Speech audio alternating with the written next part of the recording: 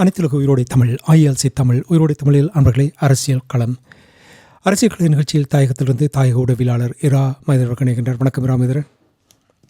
வணக்கம் தரானா, அன்புறவுகளுக்கும் நேர வணக்கம். உங்களுக்கும் வணக்கத்தை தெரிவித்துக் கொண்டு இரா மனிதரன், இன்றைய அரசியல் கள நிகழ்ச்சியில் இந்தியாவின் பிரதமர் நரேந்திர மோடி அவர்கள் பிரதம காலத்தில் 4வது தடவையாக இலங்கைக்கு 4 நாள் விஜயத்தை மேற்கொண்டிருக்கிறார். அங்கே அனுரகுமார திசாநாயக்கா அவர்களை சந்தித்து ஒப்பந்தங்கள் கைச்சாத்திடப்பட்டதாகவும் பேச்சுவார்த்தைகள் நடைபெற்றதாகவும் செய்திகள் வருகின்றது. நரேந்திர மோடி அவர்களுடைய இந்த பயணம் தொடர்பாக நீங்கள் என்ன அங்கே தாயகத்திலிருந்து என்ன அவதானித்தீர்கள் என்ற விடயங்களை எங்களுடைய உறவுகளுக்கு கூறுங்கள். உண்மை, நீங்கள் குறிப்பிட்டதை போன்று இந்திய பிரதமர் நரேந்திர மோடியினுடைய இலங்கைக்கான விஜயம் பழமை போன்று தென்னிலங்கையிலே ஒரு கொதிநிலையை ஏற்படுத்தி இருக்கின்றது. வழக்கமாக இந்தியா என்றாலே அவர்களுக்கு வேப்பம் காய் கச்சலை போன்று ஒரு ஒரு எதிர்ப்பான மனநிலையில் தான் இந்தியாவினுடைய தலையீடுகளையும் இந்தியாவினுடைய உறவுகளையும் தெற்கிலங்கையிலே பார்த்து வருவது வழக்கம்.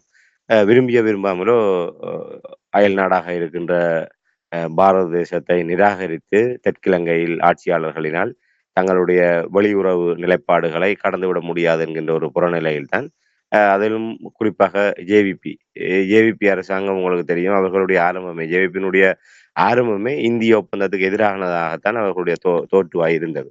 87ஆம் ஆண்டு இலங்கை இந்திய ஒப்பந்தம் உருவாக்கப்பட்ட போது அந்த இந்திய விரிவாக்கத்துக்கு எதிராகத்தான் அவர்கள் தங்களுடைய போராட்டத்தை தீவிரப்படுத்தி தங்களுக்கான ஒரு அடையாளத்தை ஒரு தெற்கிலங்கையில ஒரு கிளர்ச்சியாளர்கள் சிங்கள தேசத்தினுடைய ஒரு உரிமைக்காக போராடுகின்ற தரப்பினர் என்ற ஒரு நிலைப்பாட்டை ஏற்படுத்தியிருந்தார்கள். இன்று அதே தரப்பு ஆட்சி விடமேறிய ஒரு நிலைமையிலே கிட்டத்தட்ட ஒரு 3 தசாப்தங்களுக்கு பின்னராக இன்று அவர்களே வழிமொழிந்து வரவேற்று இந்த இந்தியாவோடு ஒப்பந்தம் செய்கின்ற ஒரு நிலைமை உருவாகி இருக்கின்றது. இது ஈழத்தமிழர்களும் ஒரு படிப்பினையை கற்றுக்கொள்ள வேண்டிய ஒரு பாடம் என்பதை இந்த இடத்துல நாங்கள் சுட்டி காட்டுகிறோம். அதாவது நாங்கள் தொடர்ச்சியாகவே ஒரு தரப்பை ஒரு எதிர்த்தரப்பாகவும் ஒரு தமிழர்களுக்கு விரோதமான தரப்பாக காட்டிக்கொண்டு ஒரு தரப்போடு மட்டுமே நாங்கள் குறிப்பாக அந்த இந்தியாவோடு கட்டிப்பிடித்துக் கொண்டு அடிப்படை வர சில செய்கின்ற அந்த அணுகுமுறை தமிழ் மக்களுக்கு எவ்வாறான பாதகத்தை ஏற்படுத்தி கொண்டிருக்கிறது.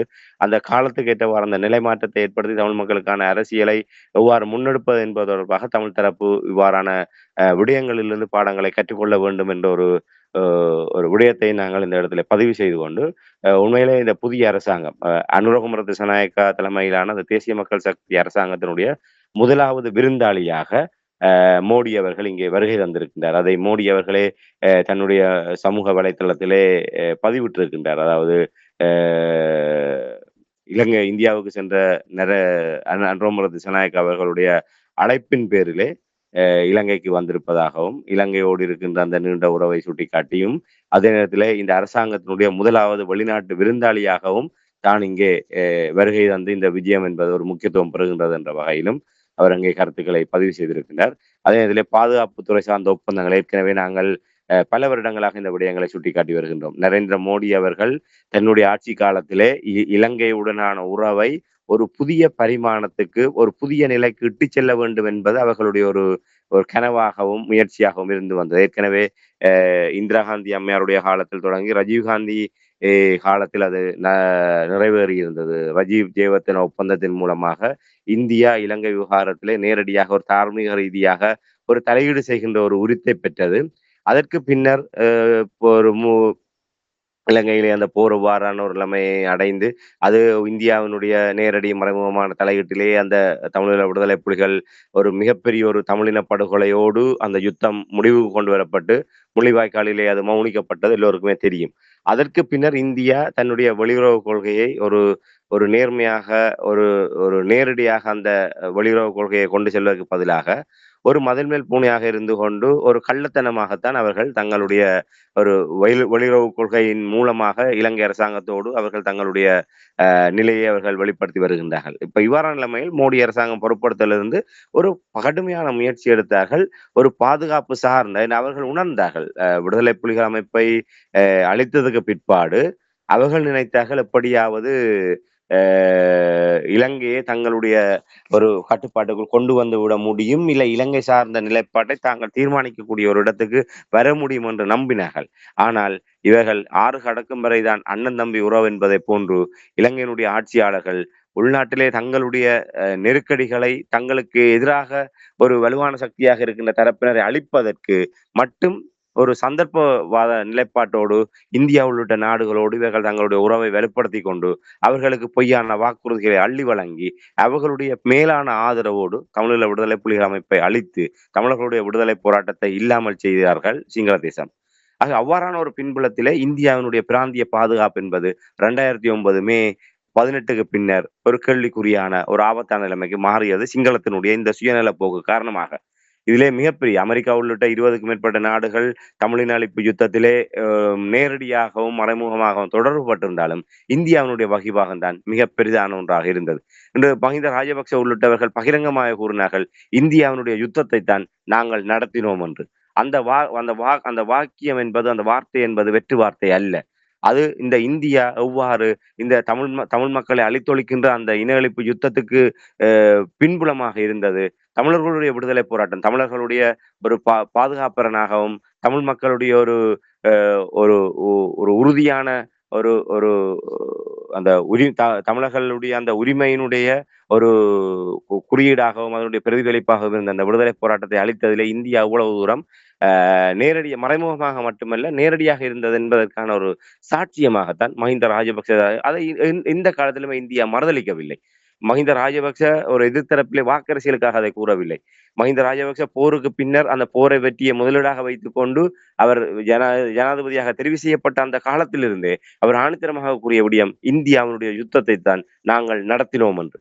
ஆகவே இந்தியாவுக்காக இந்தியாவினுடைய பினாமிகளாக இவர்கள் அந்த யுத்தத்தை நடத்தியதாக பிரகடனப்படுத்திய போது கூட இந்திய ஆட்சியாளர்கள் எப்போதுமே அதை நிராகரிக்கவில்லை.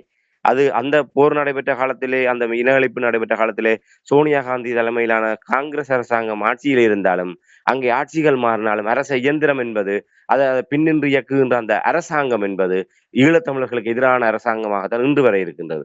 அதாவது 2009 முள்ளிவாய்க்கால் நடைபெற்ற போது அங்கே காங்கிரஸ் அரசாங்கம் ஆட்சியிலிருந்து இன்று மோடி அரசாங்கம் அதற்கு பின்னர் வந்திருந்தால் கூட அந்த அரச இயந்திரத்தை இயக்குகின்ற அந்த பின்னால் இருந்து கொண்டு இயக்குகின்ற ஒரு தளம் அது ஈழத்தமிழர்களுக்கு எதிரான ஒரு தளமாகத்தான் இருக்கின்றது. ஆகவே அங்கே அப்போது சோனியா காந்தி இருந்தார்கள், இப்போது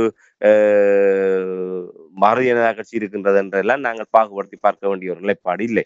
ஆகவே இந்தியா இப்போது அப்படியான ஒரு நிலைமையிலே இன்று இந்தியா தன்னுடைய பாதுகாப்பை உறுதி செய்து இன்று 2009க்கு பின்னர் பல சந்தர்ப்பங்களிலே அந்த விடயங்களை சுட்டி காட்டுகிறோம்.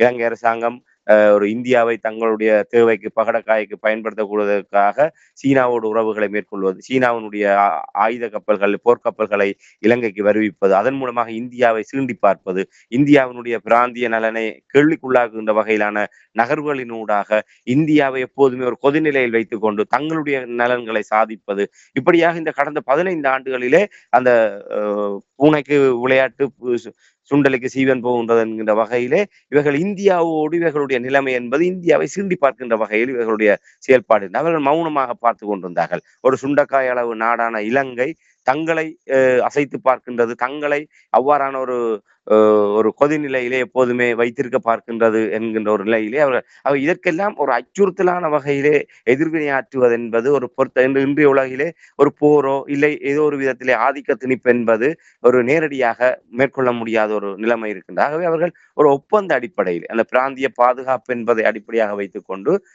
எப்போதும் இலங்கை எந்த ஆட்சிகள் மாறினாலும் எந்த நிலைப்பாடுகள் அங்கே தென்னிலங்கையிலே வந்தாலும் இந்தியாவினுடைய ஆதிக்கம் ஒப்பந்த அடிப்படையில இருக்க வேண்டும் என்ற அடிப்படையிலே பல முயற்சிகளை நரேந்திர மோடி அரசாங்கம் மேற்கொண்டது. அது ராஜபக்சேக்களுடைய காலத்தில் குறிப்பாக 2015ஆம் ஆண்டு நல்லாட்சி அரசாங்கம் உருவானதுக்கு பிற்பாடு இந்தியாவும் அந்த ஆட்சி மாற்றத்தில் மிகப்பெரிய பங்கு வகித்தது. ஆனால் அவர்களுடைய விருப்பங்கள் எதுவுமே அங்கே நிறைவேற்றப்படவில்லை. ஆனால் 2019 கோத்தபாய ராஜபக்ச அரசாங்கம் வந்ததுக்கு பிற்பாடு இவர்களுக்கு ஒரு சந்தர்ப்பம் உருவாகியது.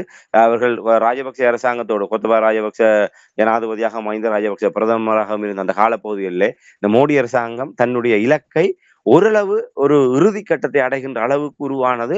அதனுடைய பிரதிபலிப்பு தான் இந்த பொருளாதார நெருக்கடி. ஆகவே இந்த பொருளாதார நெருக்கடியின் மூலமாக ராஜபக்சே தரப்பினரை தங்களுடைய காலடியிலே விழ வைத்து அவர்கள் மிக பின்புலத்திலே இந்திய புலனமைப்பான ரோ உள்ளிட்ட பல தரப்பினர் இலங்கையிலே தளம் அமைத்து அதற்காக காத்திரமாக பணியாற்றினார்கள்.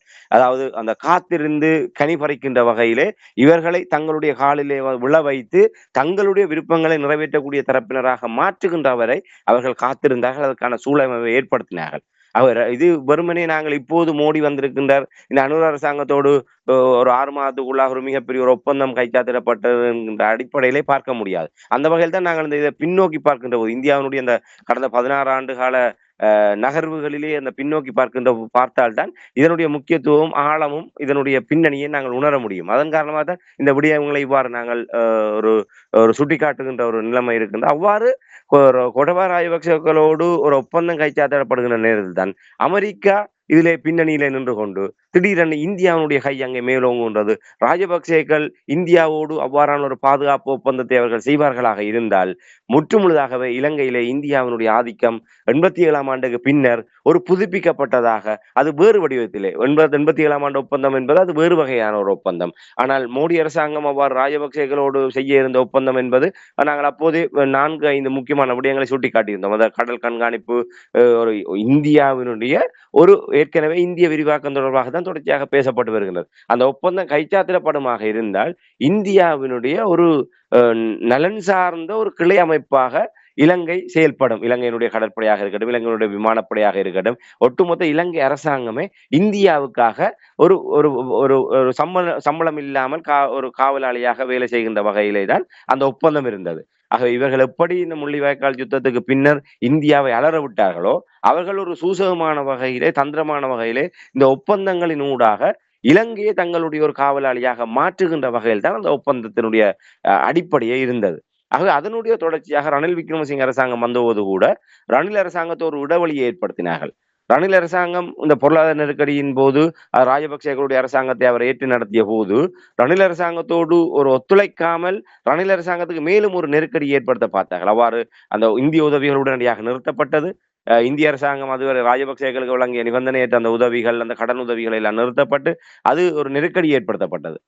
ஆனால் அவர் தன்னுடைய சர்வதேச தொடர்புகள் மூலமாக சர்வதேச நாணய நிதியம் உள்ளிட்ட தரப்பினருக்கு சென்று அவர் ஒரு வகையிலே அந்த விடயத்தை கையாள முற்பட்டார். கடைசியாக அவரும் தோல்வியடைந்தார். ஆகவே அப்போது தொடங்கிய முயற்சி இப்போது அன்ரோமர் திசாநாயக்க அரசாங்கத்தினுடைய காலத்திலே ஒரு முடிவுக்கு வந்திருக்கின்றது. அது முழுமையாக இல்லாவிட்டாலும் இன்று ரணில் விக்ரமசிங்க கூட அன்ரோமர் திசாநாயக்காவுக்கு ஆலோசனைகளை வழங்கியிருக்கிறார். அந்த எர்கா உடன்படிக்கை எப்படியாவது பூர்த்தி செய்து இந்தியாவோடு அந்த உடன்பாட்டை செய்ய வேண்டும் என்கிற வகையிலே அவர் தன்னுடைய ஆலோசனைகளை கூறுகின்ற அளவுக்கு நிலைமை இருந்தது. ஆனால் அவர்கள் மோடி அரசாங்கம் விரும்பிய அந்த ஒப்பந்தங்கள் முழுமையாக நிறைவேறாவிட்டாலும் பகிரங்கமாகவே மோடி அரசாங்கம் அன்ற அரசாங்கம் கூறுகின்றது இதுவரை காலமும் இந்த இந்திய அரசாங்கத்தோடு பேச்சுவார்த்தை அளவிலே முன்னெடுக்கப்பட்ட விடயங்களை ஒப்பந்த வடிவத்தில் கொண்டு வருவதற்கான ஒரு விஜயமாகத்தான் இந்திய பிரதமருடைய விஜயம் அமைந்திருக்கின்றது என்பதை 2 நாட்டு தரப்பு அரசுகளும் பகிரங்கமாக அறிவித்திருக்கின்றது. இது தென்னிலங்கையிலே வழக்கமான ஒரு கொதிநிலை ஏற்படுத்தியது. மீண்டும் ஒரு இந்தியாவினுடைய ஒரு விரிவாக்கத்துக்கு துணை போகின்ற வகையிலான முயற்சி என்ற வகையிலே அந்த தென்னிலங்கையிலே இந்த விடயம் கொதிநிலையை கொண்டு வந்திருக்கின்றார். மோடி அவர்கள் அவருடைய காலத்திலே அவர்கள் நினைத்த விடயத்தை அவர்கள் சாதிக்கக்கூடிய வகையிலே அவர்கள் இந்த ஒப்பந்தங்களை இப்போது கைச்சாத்திட்டு இருக்கின்றார்கள். இது வெளிப்படையாகவே இது ஒரு பொருளாதார நலன் சார்ந்ததாக அல்லாமல் பாதுகாப்பு நலன் சார்ந்தது என்கின்ற ஒரு வகைப்படுத்தலிலே இந்த ஒப்பந்தங்கள் மேற்கொள்ளப்பட்டிருக்கின்றது. காலப்போக்கிலே இதனுடைய விடயங்களை இதனுடைய ஆழத்தை இலங்கை தரப்பினர் புரிந்து கொள்வார்கள். எப்படியான ஒரு நிலையிலே இந்தியாவோடு இந்த விடயங்களிலே தாங்கள் உடன்பட்டிருக்கின்றோம் என்பதை இவர்கள் போக போக புரிந்து கொள்வார்கள்.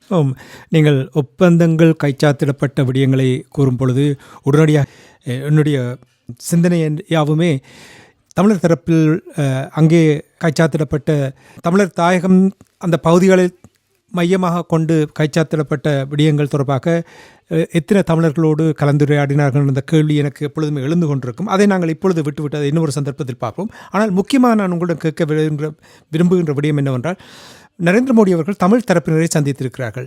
என்ன விடயங்கள் அங்கே பேசப்பட்டது? ஏற்கனவே சில கோரிக்கைகள் முன்வைக்கப்பட்டது, என்ன விடயங்கள் பேசலாம், என்ன விடயங்கள் பேசக்கூடாது என்று. என்ன பேசப்பட்டது என்ற விடயங்கள், யார் சந்தித்தார்கள் என்ற விடயங்களை எங்களுடைய உறவுகளோடு பகிர்ந்து கொள்ளுங்கள்.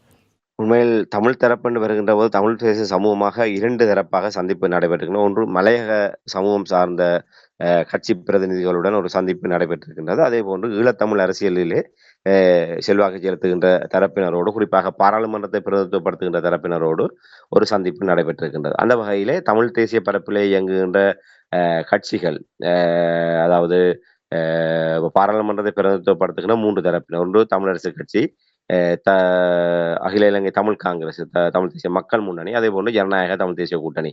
இது சார்பாக அங்கே சந்திப்பு நடைபெற்றிருக்கின்றது. இதிலே முக்கியமாக 7 பேர் சந்திப்பதாக முன்கூட்டியே தகவல் வெளிவந்திருந்தது. அதற்கு இந்திய தரப்பிலே அனுமதி வழங்கப்பட்டிருப்பதாகவும், தமிழரசு கட்சி சார்பாக 4 பேர் அதிலே பங்கு பெற்றி இருக்கின்றார்கள். அதிலே சுமந்திரன், ஸ்ரீதரன், அதே போன்று சாணக்கியன் மற்றும் CVK சிவஞானம் ஆகிய 4 பேரும் இந்த சந்திப்பிலே தமிழரசு கட்சி சார்பாக பங்கேற்றிருக்கின்றார்கள்.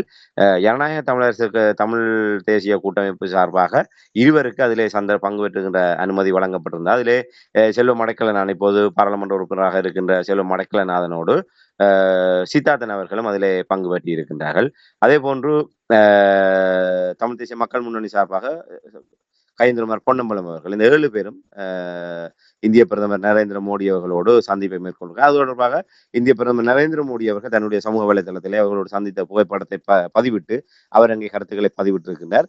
அதிலே மறைந்த சம்பந்தன் மற்றும் மாவை சேனாதிராயா ஆகியோருடைய அந்த மறைவுக்கு அவர் தன்னுடைய அனுதாபத்தையும் அந்த இரங்கலையும் இவர்களிடம் நேரடியாக தெரிவித்ததாகவும், எப்போதுமே அவர்கள் தனிப்பட்ட ரீதியாகவும் தன்னோடு தொடர்புகளில் இருந்ததாகவும், தமிழ் மக்களுடைய இந்த விடயங்கள் தொடர்பாக, தீர்வு விடயங்கள் தொடர்பாக கரிசனையோடு அந்த 2 தலைவர்களும் எப்போதுமே தன்னோடு ஒரு தொடர்பில் இருந்ததாகவும் அவர் அந்த விடயங்களை நினைவு கூர்ந்த வகையிலே அந்த பதிவுகளை விட்டிருக்கின்றார். அதே நேரத்தில் இவர்களுடைய சந்திப்பு தொடர்பாக நரேந்திர மோடி அவர்களுடைய அந்த பதிவு என்பது ஒரு அந்த இலங்கையினுடைய இறையாண்மைக்குள்ளாக, அந்த ஒன்றுபட்ட ஐக்கிய இலங்கைக்குள் தமிழ் மக்களுடைய தீர்வு, அதாவது அவர்களுடைய கௌரவம், அவர்களுடைய சுயாதிபத்தியம் என்பவை பாதுகாக்கப்படக்கூடிய வகையிலான ஒரு தீர்வை வலியுறுத்தக்கூடிய வகையில் தான் நரேந்திர மோடி அவர்களுடைய அந்த பார்வை, இந்த சந்திப்பினுடைய அடிப்படை என்பது அதிலே இந்தியா எப்போதுமே ஒரு துணை நிற்கும் என்ற வகையிலே அவர் தன்னுடைய கருத்துக்களை இவர்களோடு ஒரு தெரிவித்ததாக அதிலே பதிவிடப்பட்டது. இதை மீறி அங்கே ஒரு விடயம் நடைபெறுவதற்கு எந்தவித ஆச்சரியம் இல்லை, அதை நாங்கள் எதிர்பார்க்க முடியாது.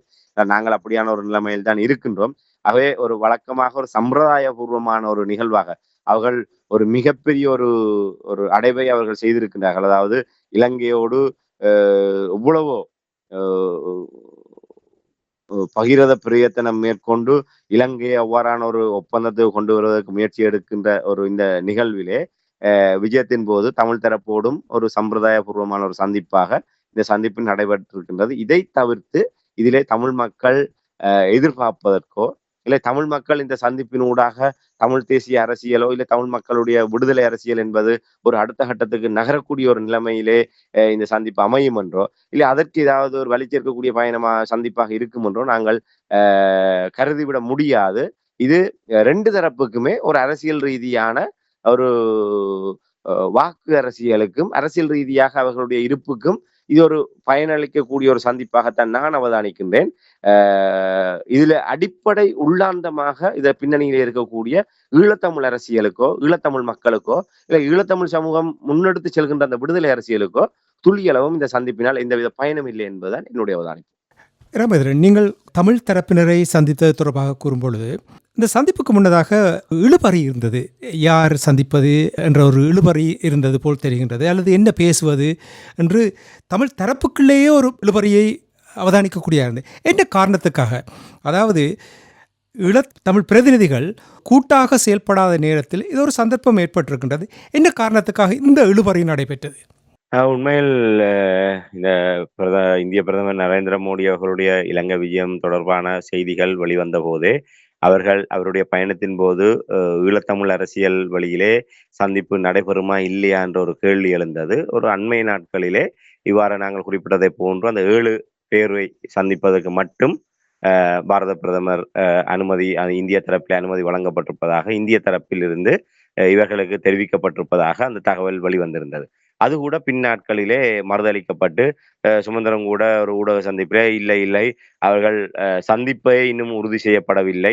அதிலே யார் யார் சந்திப்பது என்பது கூட இன்னும் சரியான முறையிலே உறுதி செய்யப்படவில்லை. அந்த சந்திப்பு நிகழுமா இல்லையா என்பது கூட இதுவரை உறுதி செய்யப்படவில்லை என்ற வகையிலே கருத்துக்கள் சொல்லப்பட்டது. உண்மையிலே அவ்வாறான ஒரு இழுபறி ஏற்பட்டது அவர்களுடைய பயணத்தின் போது தமிழ் தரப்போடு இவர்கள் சந்திப்பார்களா இல்லையா என்கின்ற நிலைமை. இதை நாங்கள் முக்கியமாக கவனிக்கப்பட வேண்டிய விடயம் உங்களுக்கு தெரியும். கடந்த ராஜபக்சேகளுடைய ஆட்சி காலத்திலே பசில் ராஜபக்ச அவர்கள் நிதியமைச்சராக இருந்தபோது அவர் டெல்லிக்கு சென்று பல நாட்கள் அங்கே பிரதமர் நரேந்திர மோடி அவர்களை சந்தித்து வர வேண்டும் என்பதற்காக பல நாட்கள் காத்திருந்தார். அவர் டெல்லியிலே காத்திருக்கின்ற நேரத்திலே மோடி அரசாங்கத்தினால் தமிழ் தரப்புக்கு அவசரமாக அழைப்பு விடுக்கப்பட்டது. டெல்லிக்கு வருமாறு தமிழ் தேசிய கூட்டமைப்பு தரப்பினருக்கு அழைப்பு விடுக்கப்பட்டது. அப்போதுதான் சம்பந்தன் அவர்கள் வரலாற்று புகழ்மிக்க அந்த முடிவை எடுத்தார். தன்னுடைய இது கடவுச்சீட்டு காலாவதியாகிவிட்டது. மாவை சேனாதிராஜா அவர்களுடைய மகனுடைய திருமணம் இருக்கின்றது. அப்படியான நொண்டிச்சாட்டுகளை கூறிக்கொண்டு இல்லை நாங்கள் இப்போது வர முடியாது, நாங்கள் பிறிதொரு சந்தர்ப்பத்திலே நாங்கள் வருகின்றோம் என்பதாக சிங்கள தேசிய கூட்டமைப்பாக அவர்கள் தட்டி கழித்தார்கள்.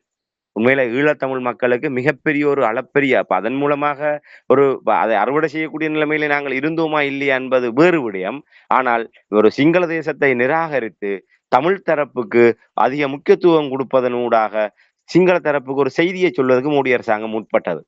அந்த நகர்வுகளிலே நாங்கள் ஒரு தரப்பாக இணைந்து கொள்ளாத வரலாற்று தவறை சம்பந்தன் தலைமையிலே அப்போது இவர்கள் முடிவெடுத்திருந்தார்கள்.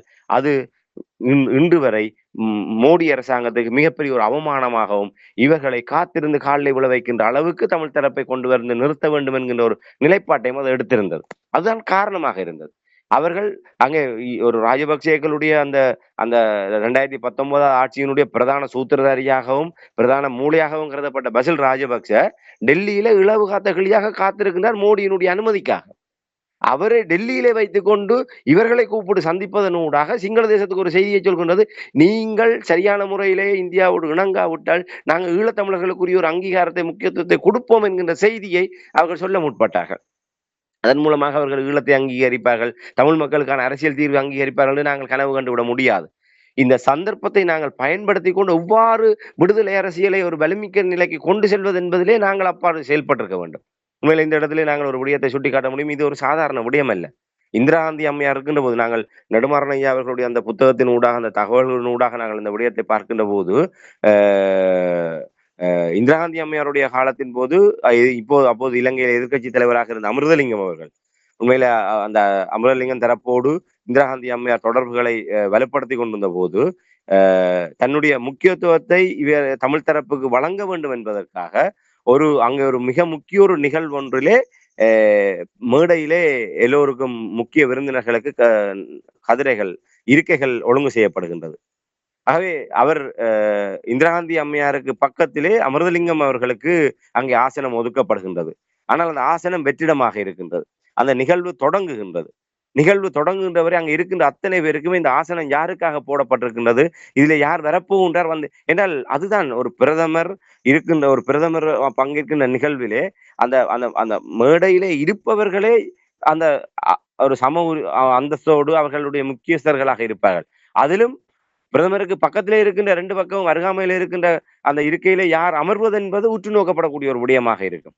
ஆகவே பின்னர் தான் அது தெரிந்தது. அமிர்தலிங்கம் அவர்கள் நிகழ்வு தொடங்கியதுக்கு பிற்பாடு வந்தார். ஒட்டுமொத்த கவனமும் அமிர்தலிங்கம் மீது குவிந்தது. பின்னர் இந்த தகவலூடாக நாங்கள் அறிகின்ற போது இந்திரா காந்தி அம்மையாருடைய அறிவுறுத்தலின் பேரில் தான் நிகழ்வு தொடங்குகின்ற சமயத்திலே தாமதமாக வந்து அந்த இருக்கையிலே அமருமாறு இந்திரா காந்தி அம்மையார் ஊடாகத்தான் அந்த அறிவுறுத்தல் அமிர்தலிங்கத்துக்கு வழங்கப்பட்டது. ஏன் என்று சொன்னால் அந்த நிகழ்வு தொடங்குகின்ற போது 10ஓடு 11ஆக எல்லோரும் இருந்தால் அவர் மீதான குவி மையம் என்பது இல்லாமல் போகும். அந்த நிகழ்வு தொடங்குகின்ற சமயத்திலே எல்லோரும் அந்த கதிரையிலே யார் வரப்போகின்றார் என்ற எதிர்பார்ப்பு நிகழ்வுகின்ற போது அங்கே வருகின்ற போது யாரடா இது, இவ்வளவு ஒரு ஒரு பிரதமர் பங்கேற்கின்ற நிகழ்விலே தாமதமாக வருகின்றார். வந்து பிரதமருக்கு பக்கத்துல இருக்கின்றார் என்று சொன்னால், ஒட்டுமொத்த ஊடகமும், ஒட்டுமொத்த இந்திய தேசமும் அந்த அமுதலிங்கத்தை பார்த்து என்றால், ஈழத்தமிழ் அரசியலை ஒட்டுமொத்த இந்தியாவை திரும்பி பார்க்க வைத்தார் இந்திரா காந்தி அம்மையார். அதன் மூலமாக ஜே.ஆர். ஜெயவர்தனாவுக்கு ஒரு செய்தியை சொன்னார். இந்திரா காந்தி அரசாங்கம் யாருக்கு முக்கியத்துவம் கொடுக்கின்றது, யாருடைய பக்கம் நிற்கின்றது என்ற செய்தியை ஜே.ஆர். ஜெயவர்தனாவுக்கு இந்திரா காந்தி அம்மையார் அந்த செய்தியை வழங்கினார். இதுதான் அந்த அந்த ராஜதந்திரம் என்பது இதுதான். இவ்வாறான ஒவ்வொரு நகர்வுகள் பசில் ராஜபக்சவை டெல்லியிலே வைத்துக் கொண்டு சம்பந்த நிலைமையிலான தமிழ் தேசிய கூட்டமைப்பை டெல்லிக்கு அழைக்கின்றார்கள் என்று சொன்னால், அதன் மூலமாக சிங்கள தேசத்துக்கும் உலகத்துக்கும் பாரத தேசம் ஒரு செய்தியை சொல்ல முற்படுகின்றன. ஏன் அதை நாங்கள் புரிந்து கொள்ளவில்லை? ஏன் நாங்கள் அதை சரியான முறையில பயன்படுத்தவில்லை? பாஸ்போர்ட் ராஜேந்திர கடவுச்சீட்டை வைத்துக் கொண்டு நடமாடுகின்ற சம்பந்தர்கள் கடவுச்சீட்டு காலாவதியாகிவிட்டது. எங்களுடைய கட்சியினுடைய தலைவருடைய மகனுடைய திருமணம் இருக்கின்றது.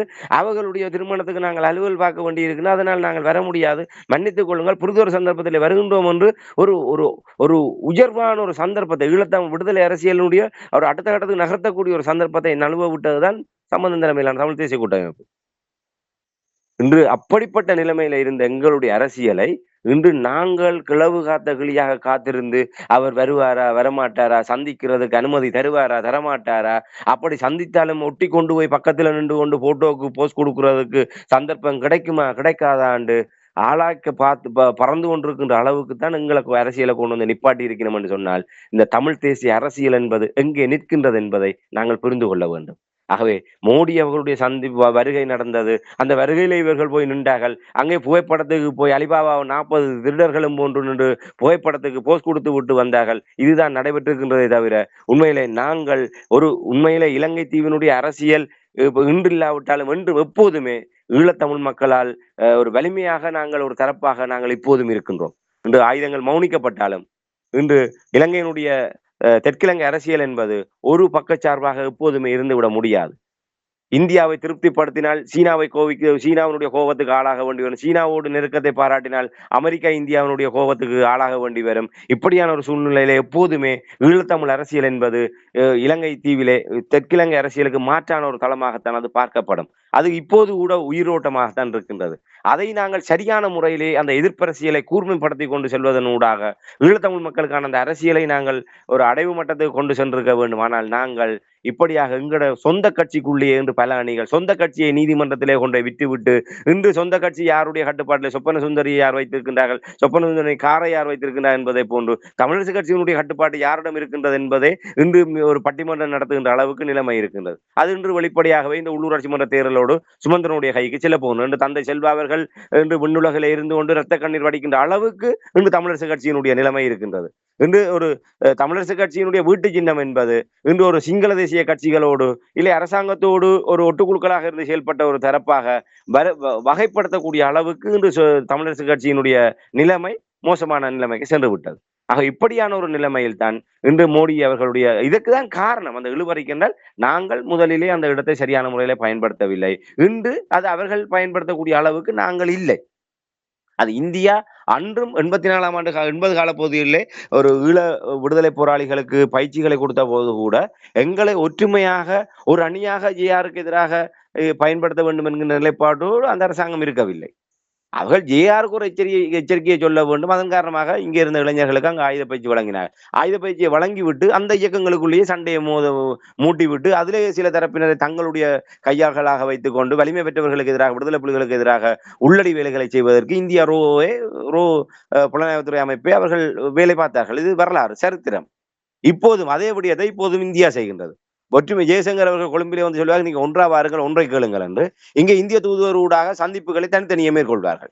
அவை தனித்தனி ஒவ்வொரு கட்சிகளையும் பிரித்து ஆளுகின்ற வேலையை செய்வார்கள். அவர்கள் தங்களுக்கு விசுவாசமாக இருக்கின்ற தரப்பினரை தூண்டிவிட்டு அவர்களை இந்தியாவுக்கு ஆதரவாக ஒரு அறிக்கைகளை விட வைப்பார்கள். ஆனால் வெளியே பேசுகின்ற போது நீங்கள் ஒன்றாக வர வேண்டும், ஒற்றுமையாக வந்தால் இந்த விடயங்களை கையாள முடியும் என்று சொல்லுவார்கள். ஆக இந்தியா அன்றும் இன்றும் தன்னுடைய அணுகுமுறைகளை மாற்றவில்லை. தன்னுடைய தேவைக்காக ஈழத்தமிழர்களை கையாளுகின்றது. ஆனால் ஈழத்தமிழ் அரசியல் என்பது தன்னுடைய சுயநல அரசியல் காரணமாக தரங்கட்டு தரைகட்டு இன்று ஒரு மிக மோசமான கேவலமான நிலைமையில நிற்கின்றது. அதன் காரணமாகத்தான் அந்த நாங்கள் இன்று எதிர்கட்சி தலைவர் என்கின்ற அந்தஸ்திலே எவர் இருந்தாலும் இவ்வாறான வெளிநாட்டு அரசியல் பிரமுகர்கள் வருகின்ற போது சந்திப்பு என்பது அது உறுதி செய்யப்படும். அதை யாருமே தவிர்க்க மாட்டார்கள். அப்படி இலங்கை தீவிலே நிச்சயமாக இந்தியாவிடம் இருந்து ஒரு தரப்பு வருமாக இருந்தால் தமிழர்களுடனான சந்திப்பு என்பது தவிர்க்க முடியாத ஒன்று. அவ்வாறு தவிர்க்க முடியாத ஒரு சந்திப்பை கூட நாங்கள் இறுதி வரை நிச்சயமற்ற ஒன்றாக மாற்றி இருக்கின்றோம் என்று சொன்னால் நாங்கள் சொந்த இனத்துக்கு விசுவாசம் இல்லாமல் நாங்கள் ஒரு சீரழிந்த அரசியலை செய்ததன் காரணமாகத்தான் அவ்வாறான ஒரு நிலைமை ஏற்பட்டது. ஆகவே தமிழ் தேசிய அரசியலுடைய ஒரு சீரழிவும் அது ஒரு சீரழிந்த பாதையை நோக்கி சென்று கொண்டிருக்கின்றதனுடைய ஒரு சாட்சியமாகத்தான் இந்த சந்திப்பு கூட நாங்கள் காத்திருந்து அவ்வாறான ஒரு ஒரு மலிவான நிலையில இந்த சந்திப்பு கைகூடுவதற்கான காரணம் என்பதுதான் என்னுடைய ஆணித்தரமான ஒரு பார்வை. நிறைவாக ராமேந்திரன், நான் இந்த கேள்வியை அடிக்கடி கேட்கின்றது, எப்பொழுதுமே எனக்கு கேட்கும் பொழுது தலை வெடிக்கிறது போல் இருக்கும். அதாவது பிரித்தாளுகிறார்கள், தனித்தனியை சந்திக்கிறார்கள் என்றெல்லாம் கூறுகிறார்கள். ஒரு சாதாரணமான ஒரு சாமானிய தமிழ் மகனுக்கு இந்த விடயங்கள் தெரிகின்றது, ஆய்வாளர்களுக்கு தெரிகிறது, அறிஞர்களுக்கு தெரிகிறது. இவையெல்லாம் தெரிந்து கொண்டும் தொடர்ச்சியாக இப்படி செயல்படுவதற்கு என்ன காரணம்? இதை ஏன் பெரிய ஒரு மாற்றத்தை கொண்டு வர முடியாமல் தமிழ் தரப்பு ஏன் திக்குமுக்காடி கொண்டிருக்கிறது? அவர்களும் எந்த திண்டாட்டமும் இல்லை. அவர்கள் தெளிவாக இருக்கின்றார்கள். நாங்கள்லாம் திண்டாடி கொண்டிருக்கின்றோம். அதாவது அவர்களை நம்புகின்றோம். இந்த 16வது ஆண்டில் நாங்கள் அவர்களை நம்புகின்றோம் என்று சொன்னால் அந்த திண்டாட்டம் என்பது எங்களுக்கு தான். ஏனென்றால் அவர்களுக்கு தெரியும் தங்களுடைய அரசியல் தாங்கள் எதை நோக்கி செய்கின்றோம். இந்த இனத்துக்கு விசுவாசமாக தாங்கள் இல்லை. இந்த அரசியல் அந்த விடுதலை அரசியலை நேர்மையாக கொண்டு செல்லக்கூடிய தரப்பாக தாங்கள் இல்லை. அந்த முள்ளிவாய்க்காலில் கொன்றொழிக்கப்பட்ட அந்த மக்களுக்கு நீதியை கேட்கின்ற தரப்பாக நாங்கள் இல்லை. இல்லை, அவர்களுக்கு நீதி கேட்கின்ற வரை நாங்கள் உண்ண மாட்டோம், உறங்க மாட்டோம், ஓய மாட்டோம் என்று என்று இருக்கின்ற தரப்பாக நாங்கள் இல்லை. இந்த போரின் போது கையளிக்கப்பட்ட உறவுகளுக்கு என்ன நடந்தது என்று இன்று அவர்களுடைய உறவுகள் இன்று 5 ஆண்டுகளுக்கு மேலாக வீதிகளில் இருந்து கொண்டு தங்களை இழந்து ஒரு போராட்டத்தை நடத்துவதை போன்று இவர்கள் தங்களை இழக்கின்ற தரப்பினர் இல்லை என்பது அவர்களுக்கு நன்றாகவே தெரியும். ஆகவே அவர்கள் தெளிவாக இருக்கின்றார்கள். அவர்கள் தெளிவாக இருக்கின்ற காரணத்தால் அவர்கள் இந்த அரசியலை இவ்வாறான நிலைமையில கொண்டு வந்து நிறுத்தி இருக்கின்றார்கள். ஆகவே தமிழ் மக்கள் எல்லாம் புரிந்து கொள்ளும். இதை நாங்கள் இப்போ தொடர்ச்சியாக வலியுறுத்துகின்ற விடயம், தமிழ் தேசிய தலைமைத்துவம், அதாவது தமிழ் தேசிய அரசியல் ஒரு மறுவாசிப்பு உள்ளாக்கப்பட வேண்டும். ஏக பிரதித்துவம் என்பது மறுவாசிப்பு உள்ளாக்கப்பட வேண்டும். இன்று அது கழுதை இந்த கட்டருமான கதையாக இன்று புதிதாக அந்த இன அழிப்பு, அந்த இரத்தக்கரை படிந்த தெற்கிலங்கை தரப்புக்கு மாற்றாக அனுர என்கின்ற ஒரு ஒரு தேவதூதன் வந்துவிட்டான் என்கின்ற ஒரு நிலைமையை ஏற்படுத்தியதன் காரணமாக இன்று தமிழ் தேசிய அரசியல் என்பது மெல்ல கரைந்து அப்படியே திசைகாட்டியினுடைய கூடாரத்துக்குள் செல்லக்கூடிய ஒரு நிலைமை இவர்களை ஏற்படுத்தி இருக்கின்றார்கள். இன்று 2024ஆம் ஆண்டு அரசு தலைவருக்கான தேர்தல், அதற்கு பின்னர் நடைபெற்ற பாராளுமன்ற தேர்தலிலே தமிழ் மக்கள் வழங்கிய அவ்வாறான ஒரு சாய்வு நிலை தமிழ் தேசிய அரசியலை சற்று சிந்திக்க வைத்தது.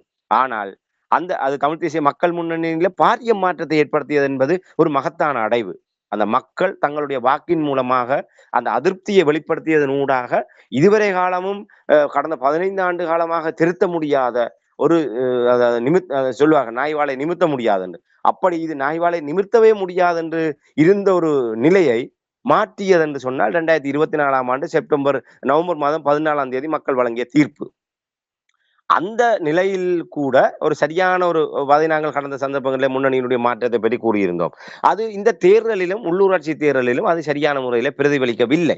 அவர்கள் அதில் சரியான நிலைப்பாட்டை எடுத்திருந்தார்கள். அப்போது கூறினோம், அந்த அரசியலமைப்பு விவகாரத்திலே இவர்கள் ஒற்றுமை முயற்சி ஏற்படுத்தியதை போன்று அதை உள்ளூராட்சி மன்ற தேர்தலை இலக்கு வைத்ததாக நகர்த்தி இருந்தால் அவர்கள் மாற்றம் என்பது ஒரு உண்மையான ஒரு ஆக்கப்பூர்வமான ஒரு தமிழ் தேசத்துக்கான மாற்றமாக நாங்கள் புலகாங்கிதம் அடைந்திருக்க முடியும். அதை நாங்கள் வரவேற்றிருக்க முடியும். ஆனால் அந்த சந்தர்ப்பத்தில் கூட உள்ளூராட்சி மன்ற தேர்தலை பற்றி எங்களுக்கு கவலை இல்லை. நாங்கள் தேர்தல் அரசியலை பற்றி எப்போதுமே நாங்கள் கவலைப்படுவதில்லை. நாங்கள் அரசியலமைப்பு விவகாரத்துக்கு மட்டும்தான் நாங்கள் இதுக்கு மட்டும்தான் நாங்கள் சேர்ந்து நிற்போம். அதுக்கு பிறகு நாங்கள் முதுகுல ஊத்துவோம், குளிய பறிப்போம், எதிர்த்து பேசுவோம் என்ற வகையில் தான் அந்த முயற்சி இருந்தது. கடைசியா இப்ப என்ன நடந்தது? இன்று நிலைமை கைமூறி போன பிறகு இன்று ஒரு சில உதிரி தரப்புகளை முனைத்து கொண்டு தமிழ் தேசிய மக்கள் முன்னணி ஒரு கூட்டணி உருவாக்கி இருக்கு. அதாவது வரவேற்கத்தக்க என்ன, அதிலேயும் ஒரு நிலை மாற்றம் இல்லை. நாங்கள்லாம் சுத்தத்தங்கம், நாங்கள்லாம் தமிழ் தேசியத்தில் ஒரு துடக்கு பார்க்கின்ற தரப்பாக இருந்த தரப்பினர் இப்போது மற்றவர்களை அரவணைத்து செல்ல வேண்டும் என்ற ஒரு நிலை மாற்றத்துக்கு 2024ஆம் ஆண்டு நவம்பர் 14ஆம் தேதி தமிழ் மக்கள் வழங்கிய அந்த தீர்ப்பு தான் இதற்கெல்லாம் காரணம். ஆகவே மக்கள் அடிக்க அம்மி நகரும் என்பதை போன்று நாங்கள் எங்களுடைய வாக்குகளின் மூலமாக இவர்களுக்கு ஒரு படிப்பினைகளை வழங்குவதன் ஊடாகத்தான் இவர்களை நெறிப்படுத்த முடியும். ஆகவே தமிழ் தேசிய அரசியலிலே எவராக இருந்தாலும் அவர்கள் நேர்மையாக இல்லை. அவங்க நீங்க குறிப்பிடுவதை போன்று அவர்கள் ஒற்றுமையாக இருந்தால் இந்த விஷயமெல்லாம் நடக்கும், நாங்கள் இப்படி பிளவுபட்டு நின்றா இனமே நாசமா போடும் என்றெல்லாம் தெரிஞ்சு கொண்டுதான் செய்கிறாங்க. 2019ஆம் ஆண்டு நாங்கள் மிக ஆணித்தரமாக கூறினோம், 2019 ஜனாதிபதி தேர்தலில் தமிழ் பொது வேட்பாளரோ இல்லை அந்த தேர்தலிலே தமிழ் மக்கள் எப்படியான முடிவெடுக்க வேண்டும் என்பதை தமிழ் தேசிய அரசியல் நெறிப்படுத்தாவிட்டால் தமிழ் தேசிய அரசியல் என்பது மிகப்பெரிய ஒரு பாரதூரமான பின்விளைவுகளை சந்திக்க வேண்டி வரும். அதனுடைய தொடர்ச்சியாக மாகாண சபை தேர்தல், உள்ளூராட்சி மன்ற தேர்தல், பாராளுமன்ற தேர்தலிலே தமிழ் தமிழ் மக்களுக்கு விரோதமான தரப்பினரை நாங்கள் பதவிகளுக்கு ஏற்றிவிட்டு தமிழ் தேசிய அரசியல் என்பது தமிழ் மக்களை கைவிடுகின்ற ஒரு நிலைமைக்கு செல்லும். இது மக்களுக்கு ஏற்படுகின்ற நிர்பந்தமாக அமையும் என்று 2019 இவர்கள் கூடி கலைகின்ற போதே நாங்கள் மிக தீர்க்க தரிசனத்தோடு அந்த விடயங்களை பதிவு செய்திருந்தோம். இன்று அதுதான் நடைபெறுகின்றது. துரதிருஷ்டவசமாக மாகாண சபை தேர்தல் இடைப்பட்ட காலத்திலே நடைபெறவில்லை. நடைபெற்றிருந்தால் இன்று மாகாண சபையும் வடக்கு கிழக்கு மாகாண சபையும் தமிழ் மக்களிடம் இல்லாமல் போய் இன்று தமிழ் மக்களுடைய இருக்கின்ற ஒரு நிர்வாக அளவு கூட தமிழ் மக்களுக்கு இல்லாத எதிரான தரப்பினரிடம் சென்றிருக்கும். அது அவர்களுக்கு நன்றாகவே தெரியும் நாங்கள் இப்படி இருப்பதனூடாக. 2019 என்ன நடந்தது? 8 கட்சி, 10 கட்சி, 12 கட்சி இந்த கூடுகின்றது. தமிழ் தேசிய மக்கள் முன்னணியும் கூடினார்கள், கலைந்து சென்றார்கள். ஒரு உடன்பாடு எட்டப்படவில்லை. ஒரு மக்களை ஒரு இவ்வாறு தீர்க்க தரிசனமாக அந்த தேர்தலிலே நாங்கள் எடுக்கின்ற முடிவு எவ்வாறான தமிழ் தேசிய அரசியல் என்பது ஒரு ஆபத்திலே இருக்கின்றது. அவை நாங்கள் ஒன்றாக இணைந்து மக்களை வழிநடத்த வேண்டும். அவை என்ன சொன்னார்கள்? மக்கள் தங்களுக்கு விரும்பின முடிவு எடுக்கணும். இப்ப தங்களுக்கு விரும்பின முடிவு எடுத்தார்கள். அங்கே ராமநாதனை 2020ஆம் ஆண்டு யாழ் மாவட்டத்தில் அதிகூடிய விருப்புவாக்களை பெற்று வெற்றி பெற வைத்ததன் ஊடாக இன்று தலைவருடைய ஒப்பற்ற எங்களுடைய பெருந்தலைவன் பிரபாகரன் அவர்கள் பிறந்த வல்லட்டுத்துறையிலே வெற்றி பெற்று வெடியை பட்டாசை கொளுத்தி நாங்கள் பிரபாகரனுடைய ஊரை கைப்பற்றி விட்டோம் என்பதாக அங்கே ராமநாதன் கொக்கரித்தான் ஒரு சிங்கள கட்சியான சுதந்திர கட்சியினுடைய கை சின்னத்திலே வெற்றி பெற்று உடுப்பிடு தொகுதியை கைப்பற்றி அவ்வாறு மிகப்பெரிய ஒரு அவமானத்தை தமிழ் தேசிய அரசு எங்களுடைய மாவீரர்களுக்கும் அந்த எங்களுடைய விடுதலை போராட்டத்துக்குமான ஒரு மிகப்பெரிய ஒரு அவமானத்தை ஏற்படுத்தினார்கள். அவர் 2020 இதற்காகத்தான் 2019 படுத்து சொன்னோம். இன்று மக்கள் முடிவெடுத்தார்கள். இதில் மக்களை பிழை சொல்ல முடியாது. இவர்கள் ஒரு விடுதலை அரசியலை முன்கொண்டு செல்கின்றோம், தமிழ் மக்களுக்கான உரிமை அரசியலை செய்கின்றோம் என்ற பெயரிலே இவர்கள் சலுகைக்கு விலை போனார்கள். ஆகவே மக்கள் சலுகையை நோக்கி சென்றார்கள். அங்கே ராமநாதன் வேலை தருவதாக கூறினார், வீட்டு திட்டம் தருவதாக கூறினார். அது பொய் என்று தெரிந்தும் ஏதோ அரசாங்கத்தோடு ஒட்டி உறவாடுகின்ற ஒரு முக்கிய தரப்பாக அவர் பந்தா காட்டுகின்ற நிலைமை இருந்தது. ஆகவே நம்பினார்கள் இவர்களுக்கு வாக்களிப்பதனூடாக அந்த வேலை வாய்ப்பு அது கிடைக்கும் என்ற வகையிலே. ஆகவே நாங்கள் உரிமை கேட்டு மக்களை நடத்தல் நிப்பாட்டியவர்கள் கடைசியாக வேலை வாய்ப்புக்காகவும் ஒரு 6 லட்சம் 7 லட்சம் ரூபாய் வீட்டு திட்டத்துக்காகவும் தமிழ் மக்கள் தங்களுடைய எதிர்காலத்தை அடமானம் வைக்கின்ற அளவுக்கு 2020 நிலைமை உருவானது. அதற்கு பின்னர் அப்படியே உள்ளூராட்சி மன்றமும் காலம் இழுபடிப்பட்டது. மாகாண சபை இதுவரை நடைபெறவே இல்லை. அதுக்கு பின்னர் உங்களுக்கு தெரியும், கடந்த நாடாளுமன்ற தேர்தலில் தேசிய மக்கள் சக்தி 3 ஆசனங்களை யாழ்ப்பாணத்திலும் வன்னி உள்ளிட்ட வடக்கு கிழக்கிலே பல ஆசனங்களை பெற்று இன்று தேசிய மக்கள் சக்தி ஏதோ தமிழ் மக்களுடைய ஒரு ஒரு பிரதான கட்சியாக மாறுகின்ற அளவுக்கு இவர்கள் உருவாக்கினார்கள். இப்போது இந்த உள்ளூராட்சி மன்ற தேர்தலிலே அதை விட மிக ஆபத்தான கட்டத்திலே வந்து நிற்கின்றது. அந்த உள்ளூராட்சியிலே திசைகாட்டிக்கான வாக்குகள் செலுத்தப்படுகின்ற போது இன்று சர்வதேச மன்றத்திலே இந்த இலங்கை அரசாங்கத்தை பிணியெடுக்கக்கூடிய மிகப்பெரிய ஒரு அங்கீகாரம் இந்த தேர்தல் வழங்கப் போகின்றது. இந்த ஆபத்துக்களை உணராதவர்களாகத்தான் இவர்கள் இருக்கின்றார்கள். 2019 உணரவில்லை. 2024 மக்கள் வழங்கிய ஆணையை கூட இவர்கள் முழுதாக இன்னும் உணரவில்லை. முழுதாக உணர்ந்திருந்தால் இந்த உள்ளூராட்சி மன்ற தேர்தலுக்கு முன்கூட்டியே இவர்கள் ஒரு ஆக்கப்பூர்வமான ஒரு கூட்டணியை உருவாக்குவதற்கு இவர்கள் முயற்சி எடுத்திருக்க முடியும். இதுல யாருமே நல்லவர் கெட்டவர் என்று அல்ல. இன்று தமிழ் தேசிய மக்கள் முன்னணி நாங்க அவர்களுடைய நாங்க சேர இயலாதுன்னு அப்படி பிடிக்கலாது. ஏன்னா நீங்கள் என்ன செய்த நீங்கள் இப்ப யாரை நீட்டி கை நீட்டி குற்றஞ்சாட்டுகின்ற அளவுக்கு யாரும் யோக்கியர்கள் அல்ல. கடந்த 15 ஆண்டு கால அரசியலிலே யாருமே ஈழத்தமிழ் மக்களுக்கு உண்மையாகவும் விசுவாசமாகவும் நேர்மையாகவும் இந்த விடுதலை அரசியலை முன்கொண்டு செல்லவில்லை. எல்லோருமே தங்கள் சுயநல அரசியலை தான் முன்கொண்டு சென்றார்கள். தங்களுடைய கட்சி அரசியலை பாதுகாக்க வேண்டும், தங்களுடைய கட்சியினுடைய சின்னத்தை பாதுகாக்க வேண்டும். அங்கே தமிழ் தேசிய கூட்டமைப்புக்குள் பார்த்தால் தமிழரசு கட்சி அந்த வீட்டு சின்னத்தையும் தங்களுடைய கட்சியையும் பாதுகாக்க வேண்டும் என்பதற்காக அந்த பங்காளி கட்சிகளை பலவீனப்படுத்தி கலவீனப்படுத்தி கடைசியாக அந்த சுமந்திரனுடைய நிகழ்ச்சி நிரலே கூட்டமைப்பை இல்லாமல் போனது. முன்னணி என்று சொன்னால் தங்களுடைய சைக்கிள் சின்னத்தை பாதுகாப்பதற்காக தமிழ் இனத்தை விலை கொடுத்தார்கள். யாரை நாங்கள் பிழை சொல்வது? நாங்கள் இல்ல பழையனவற்றை மறப்போம் மன்னிப்போம் என்ற வகையிலே தமிழ் மக்கள் அதை மன்னிப்பதற்கு தயாராக இருக்கின்றார்கள். நீங்கள் ஒன்றுபட்டு வந்து எங்களுடைய விடுதலை அரசியலை நேர்மையாக முன்கொண்டு செல்ல நீங்கள் முன்வந்தால் நாங்கள் கடந்த 15 ஆண்டு காலத்தை மறந்துவிட்டு உங்களுக்கு பின்னாலே வருவதற்கு தயாராக இருக்கின்றோம் என்பதை மக்கள் எப்போதுமே தெளிவாக இருக்கின்றார்கள். அந்த மக்களுடைய மாற்றத்தை கூட இவர்கள் முழுமையாக சுவீகரிக்கவில்லை. இப்போதாவது நாங்கள் செப்டம்பர் நவம்பர் 14ஆம் தேதி அப்பாறான ஒரு வாக்கின் மூலமாக இவர்களுக்கு ஒரு படிப்பினையை கொடுத்ததை போன்று இப்போது இந்த உள்ளூராட்சி மன்ற தேர்தலிலே இந்த சிங்கள கட்சிகளை நிராகரித்து ஒரு சரியான ஒரு தங்களுடைய நிலைமாற்றம் ஏற்படுத்தி இருக்கின்ற தரப்பினருக்கு நாங்கள் எங்களுடைய வாக்குகளை வழங்கி நாங்கள் அவ்வாறான ஒரு செய்தியின் மூலமாக இன்னும் அந்த ஒற்றுமையை வலுப்படுத்தக்கூடியதாக மக்கள் தான் இதிலே தெளிவான ஒரு நிலைப்பாட்டை எடுக்க வேண்டுமே தவிர நாங்கள் அரசியல் தரப்பினரை நோக்கி நாங்கள் ஆதங்கப்படுவதையோ இல்லை அவர்களை நோக்கி குறை சொல்லுவதிலோ இல்லை அவர்கள் மாறுவார்களா மாறமாட்டார்களா என்று பட்டிமன்றம் நடத்துவதிலோ இந்த பயனும் இல்லை. ஆகவே மாற்றத்துக்கான அடிப்படை விதி என்பது மக்களுடைய கைகள் இருக்கின்றது. அந்த வாக்கு என்கின்ற ஆயுதம் தான் எல்லாவற்றையுமே தீர்மானிக்கக்கூடியது. ஆகவே இதுவரை காலமும் இனப்படுகொலையாளிகளுக்கு எதிராக எங்களுடைய வாக்குகளை ஆயுதமாக பயன்படுத்தினோம். 2024 முதல் முறையாக எங்களுடைய தமிழ் தேசிய அரசியலுக்கு எதிராகவே எங்களுடைய மக்கள் அதை ஆயுதமாக பயன்படுத்தினார்கள். அதை இந்த உள்ளூராட்சி மன்ற தேர்தலிலும் நாங்கள் மிக ஆணித்தரமாக அதை தீர்மானகரம் மிக்கதா அதனுடைய தொடர்ச்சியாக இருக்கக்கூடாது. 2024 பாராளுமன்ற தேர்தலை நாங்கள் வழங்கியதை போன்று இப்போது திசைகாட்டிக்கு நாங்கள் அவ்வாறான வாக்குகளை வழங்குவோமாக இருந்தால் அனைத்துமே கட்டுக்குட்டுச்சுவராகி இவர்கள் விரும்பி வந்தால் கூட எந்தவித மாற்றத்தையும் மாறுதலையும் ஏற்படுத்த முடியாத ஒரு பேரழிவை நோக்கி எங்களுடைய தமிழ் தேசிய அரசியல் சென்றுவிடும். ஆகவே இந்த அழிவிலிருந்து தமிழ் தேசிய அரசியலை பாதுகாக்க வேண்டும். நாங்கள் இவர்களுடைய பிளவுகளை தொடர்ச்சியாக சுட்டிக்காட்டுவது என்பது மக்கள் மீதான ஒரு வெறுப்பை விதைப்பதற்கல்ல. அவர்கள் புரிந்து கொள்ள வேண்டும் நாங்கள் எந்த இடத்துல இருக்கின்றோம் என்பதை. மக்களும் அந்த விடயங்களை தெளிவாக புரிந்து இப்படியான பலகீனமான நிலைமையில் தான் நாங்கள் அவர்களையும் மீண்டும் ஒற்றுமைப்படுத்த வேண்டும் என்பதை புரிந்து கொள்ள வேண்டும். ஆகவே இந்த ஒற்றுமை என்பது தமிழ் தேசிய அரசியலிலே ஒரு மிகப்பெரிய ஒரு ஒரு வலுக்குறைந்த ஒரு சொல்லாக மாறுகின்ற அளவுக்கு தமிழ் தேசிய அரசியல் என்பதை கொண்டு வந்து நிறுத்தி இருக்கின்றது. ஆகவே நாங்கள் இந்த விடத்திலே பெரிய அளவிலே இவர்களிடம் எதையுமே எதிர்பார்க்க முடியாது. மீண்டும் மக்களாகி அந்த தீர்ப்பளிக்கக்கூடிய மக்கள் தீர்ப்பே மகேசன் தீர்ப்பு என்பதை போன்று அந்த தலகர்த்தாக்களாக இருக்கின்ற அந்த மக்களிடமே நாங்கள் திரும்ப இந்த ஒற்றுமைக்கான ஒரு அடித்தளத்தையும் அதற்கான வாய்ப்பையும் உயிரோட்டமாக வைத்திருக்க வேண்டும் என்பதை இந்த வருகின்ற மே 6 நடைபெற இருக்கின்ற அந்த உள்ளூராட்சி மன்ற தேர்தலிலும் அந்த வரலாற்று கடமை எங்களுடைய மக்கள் செய்வதனூடாக ஒரு தமிழ் தேசிய அரசியலை நாங்கள் மீண்டும் ஒரு ஒழுங்குக்கு கொண்டு வர முடியும் என்கின்ற நம்பிக்கையோடு இந்த விடயத்தை எங்களுடைய மக்களிடம் நாங்கள் அந்த பொறுப்பை கையளிக்க முடியும். மீண்டும் ஒரு ஒழுங்கான நிலைக்கு கொண்டு வர வேண்டும் என்று நீங்கள் கூறுவதை கேட்கும் பொழுது ராமேந்திரன், தமிழ் தேசிய அரசியல் பரப்பை பாதுகாக்க வேண்டும் என்று நீங்கள் கூறும் பொழுது நான் நினைக்கிறேன் ஊடகங்கள் வெளிப்படையாக இந்த தமிழ் பிரதிநிதிகளை நேரடியாக அவர்களுடைய உண்மை நிலைமைகளை வெளிப்படுத்தும் வகையில் நாங்கள் செயல்படுவது தான் ஒரே ஒரு வழி இருக்கின்றது என்பது. என்றால் இதுவரையில் எத்தனோ தடவைகள் கூறிவிட்டோம். தனி நாடாளுமன்ற உறுப்பினர்கள், கட்சிகள், அமைப்புகள் இவைகள் தனித்தனியாக செயல்பட்டு சாதிக்கப் போவது ஒன்றுமில்லை. பாருங்கள், சந்தர்ப்பங்கள் எத்தனை தடவைகள் வந்து போகின்றது. இவற்றை நழுவ விட்டுவிட்டு மற்றவர்கள் மீது குறையை கூறிக்கொண்டிருப்பதால் தமிழர் தரப்பில் எந்த ஒரு விதத்திலும் நாங்கள் முன்னேறப் போவதில்லை. எனவே இந்த மாற்றத்தை ஏற்படுவதற்கு நாங்கள் அவர்களுக்கு நேரடியாக இந்த விமர்சித்தால் தான் நான் நினைக்கிறேன் ஒரு மாற்றத்தை மக்கள் அதை புரிந்து அறிந்து அந்த மாற்றத்தை கொண்டு வருவார்கள் என்று கேட்டுக்கொண்டு இன்றைய அரசியல் கலை நிகழ்ச்சியை நாங்கள் இத்தோடு நிறைவு கொண்டு வந்து மீண்டும் இன்னும் ஒரு அரசியல் கலை நிகழ்ச்சி இணைந்திருப்போம். அதுவரைக்கும் நன்றி, வணக்கம். ராமேந்திரன். நிச்சயமான நன்றி, வணக்கம். எமது பார்வையாளர்களுக்கு வணக்கம். மக்களின் குரலாய் ஓங்கி ஒலிக்கும் இலக்கு மின்னிதழ் மற்றும் உயிரோடை தமிழ் வானொலி ஆகிய இவ்விரு ஊடகங்களும் உங்களைப் போன்ற எமது நேயர்கள் நண்பர்களின் ஆதரவிலேயே இயங்கி வருகின்றன.